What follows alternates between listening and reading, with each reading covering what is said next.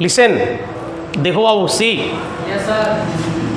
CGL Tier 2 है, 2017 है, याद रखिएगा 2017 you can say. CGL Tier 2 का मतलब होता है सर मेन एग्ज़ाम्स होती है सर, जिसको हिंदी में आप मुख्य परीक्षा कहते हैं। एक चीज़ याद रखिएगा, ये सर पूछा हुआ सवाल है, 2017 में ये क्वेश्चन पूछा हुआ है सर। CGL Tier 2 के में कुछ कॉमन एरर्स हैं, और याद रखिएगा कॉमन एरर्स आप सोल्व कर सकते हो, but you must have a knowledge of grammar, then you can find out कि where is the error, where is the sentence error. Okay sir, let start. Listen, good role models in classroom and in communities are the most important part of getting educated, as the action and decision of role models impact the behavior of others। क्या हुआ, पढ़ने से error थोड़ी निकल जाता है। अब याद रखिएगा सर, एक एक करके मैं इसका हीजे कर रहा हूँ, इसको स्पेल वाइज बता रहे हैं, इसका मीनिंग वाइज बता रहे हैं। ध्यान दीजिए स्टूडेंट, सबसे पहले देखो पार्ट ए में देखो तो बाबू एक आर है, यहाँ पर आर क्या है, एक वर्ब है। आर क्या है, एक वर्ब है, और इसी वर्ब का पहले सब्जेक्ट निकालो। तो स्टूडेंट हम देख रहे हैं कि इन कम्युनिटीज है, तो student the word in which preposition is tagged cannot become the subject, as you know about this। तो that's why sir I am teaching you कि इन कम्युनिटीज एंड तुम्हारा कनेक्टर वर्ड होता है, और इन क्लासरूम यानी इसी दोनों के सर ये जोड़ दिया, तो इसका मतलब है कि in classroom and in communities can not become the subject because before the both word what having preposition। So sir models, this is your subject, models is ready to become the subject here। so sir models according sir are अपने आप पर सही बैठा हुआ है student. याद रखिएगा are जो है वह मॉडल्स के लिए आया हुआ है, और मॉडल्स अपने आप में सर एक सब्जेक्ट हो रहा है, तो सर वह अपने आप में सही है। तो सर ए में कहीं पर दिक्कत नहीं है। पार्ट ऑफ गेटिंग एजुकेट, चलिए सर एक एज को थोड़ा सा एज के लिए रखते हैं। अब देखो यहाँ पर गेटिंग एजुकेट है, तो स्टूडेंट याद रखिएगा गेटिंग एजुकेट, एजुकेट तुम्हारा वर्ब है, और गेटिंग के बाद वर्ब नहीं आएगा।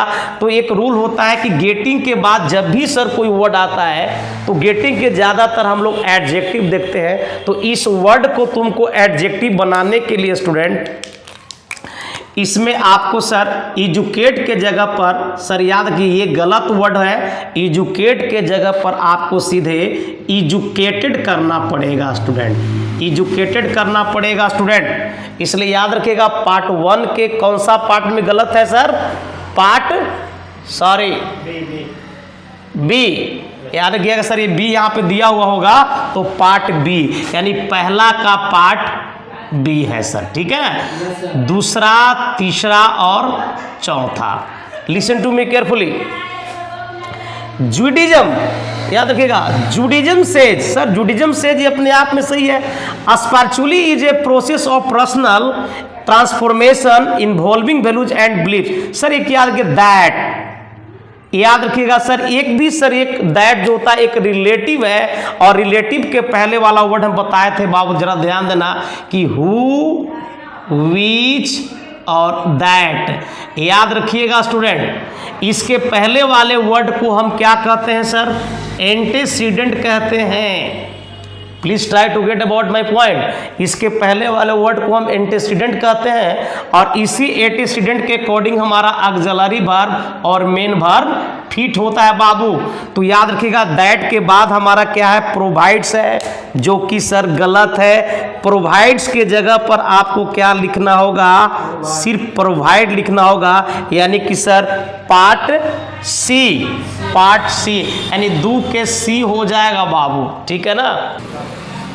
Listen, earth resources, excuse me, earth resources have to be protected as sustained. Student सुन लो, यहाँ पर बाबू देखो तो रिसोर्सेस के अकॉर्डिंग हैव अपने आप पे सही है, और टू बी के बाद यहाँ पर देखो V3 लगाया हुआ है। और मैं आपको सर एक कंसेप्ट दिया था कि एंड जो होता है वो इक्वल चीज को जोड़ता है सर, तो इस तरफ ये V3 को लिया है तो आने वाला सर इधर भी आपका V3 होगा, लेकिन यहाँ पर सस्टेन तुम्हारा V1 है, ये तुम्हारा गलत है। यहाँ पर सर आपको सस्टेन के जगह पर सस्टेन्ड करना होगा, यानी कि पार्ट कौन सा है सर, तो पार्ट 3 का भी जो है ना ए हो जाएगा, 3 का भी ए हो जाएगा, याद रखिएगा 3 का ए हो जाएगा। फोर्थ देखिए sir, graduate is one of the more essential virtuous for real inner prosperity and happiness because it can connect us to the divine.